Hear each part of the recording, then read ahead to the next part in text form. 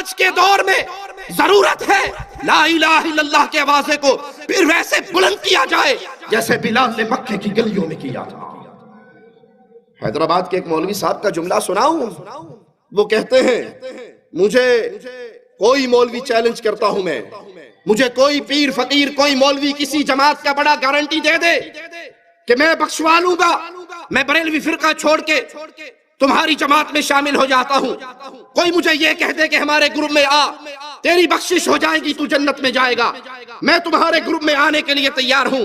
کہا اگر نہیں کوئی گارنٹی نہیں دے سکتا تو پھر سنو میں کہتا ہوں ہماری جماعت میں آؤ، ہماری جماعت میں آؤ گے پیر جیلانی بخشوا لے گا، غوث اعظم بخشوا لیں گے، غریب النواز بخشوا لیں گے، آؤ سارے بریلوی ہو جاؤ، مجھ سے جنت کے ٹکٹ لے جاؤ۔ ہمارے یہ بڑے بڑے پیر قیامت کے دن اللہ کے سامنے کھڑے ہو کے اپنے مریدوں کو چھڑوا کر جنت میں لے جائیں گے۔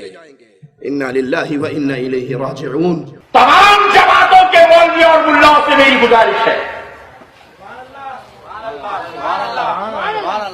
میرا چیلنج ہے، اگر تم یہ مجھے تمامیت دے دو، مجھے اس بات کی ضمانت دے دو کہ جب میں مر جاؤں گا تو تم میری بخشش کراؤ گے، تو میں یہ جماعت چھوڑ کے تمہاری جماعت میں آنے کو تیار ہوں۔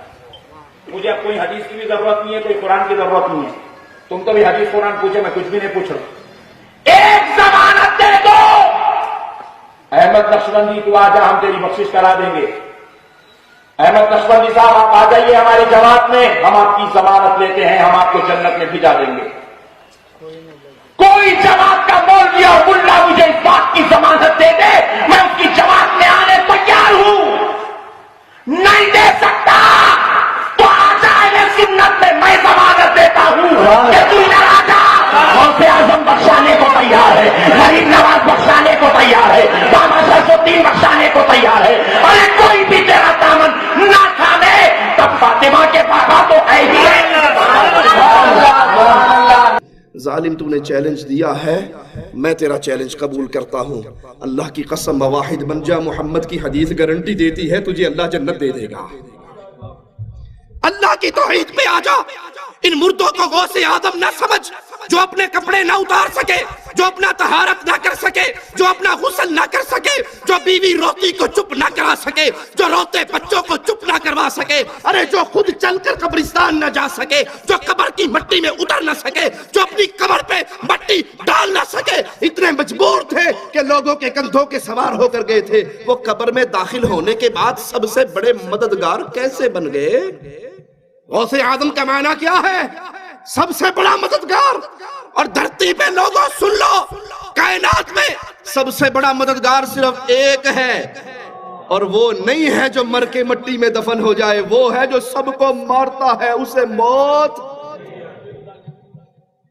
تم کہتے ہو ہمارا بابا انڈیا کا غریب نواز ہے، ارے اللہ کی قسم کائنات میں غریب نواز دو نہیں ہے، غریب نواز ایک ہے۔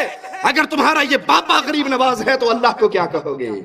ہم کہتے ہیں اللہ غریب النواز ہے۔ کیسے؟ دلیل مانگو ہم سے۔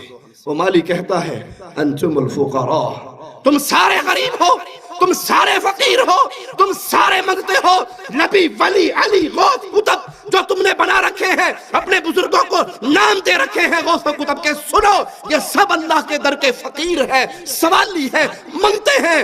غوث اعظم غریب النواز، بندہ نواز، بندہ پرور، داتا اپنے عرش پہ ہے، وہ دھرتی میں دفن نہیں ہوا۔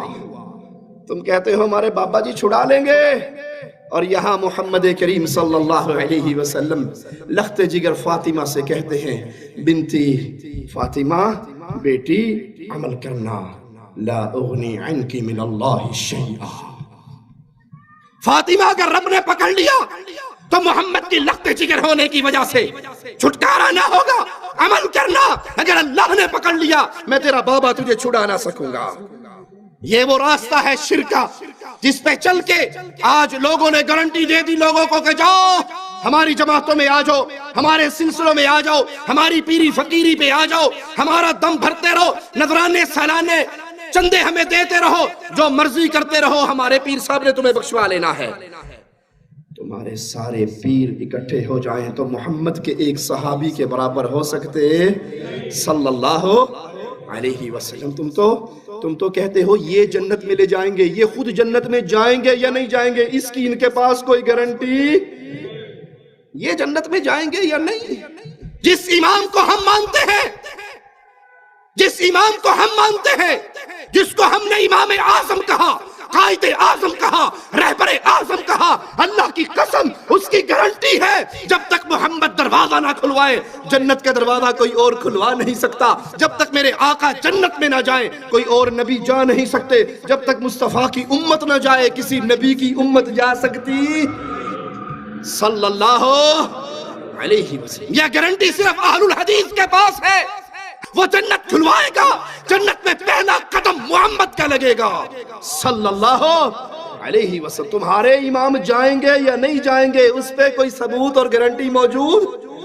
رب اشرح لي صدري ويسر لي أمري واحلل عقدة من لساني يفقه قولي. رب اشرح لي صدري ويسر لي أمري واحلل عقدة من لساني يفقه قولي.